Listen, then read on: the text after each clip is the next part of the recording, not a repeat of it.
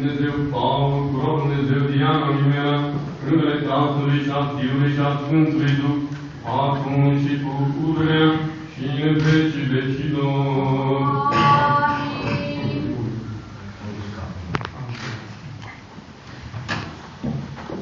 Securarea lui Dumnezeu Diana Mimea, cu rog Dumnezeu Paul, în numele Tatălui și a Fiului și a Sfântului Duh.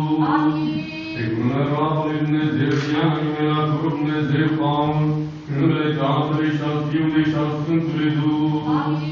Securarea lui Dumnezeu Mihaela Diana, cu rog Dumnezeu Paul, în numele Tatălui și a Fiului și a Sfântului Duh, acum și pururea și în vecii vecilor.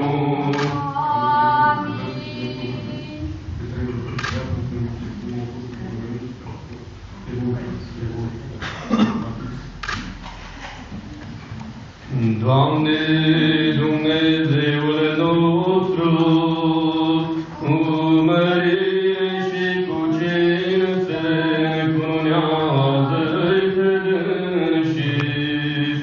Doamne, Dumnezeule nostru, cu mărire și cu cinste cunoaște-i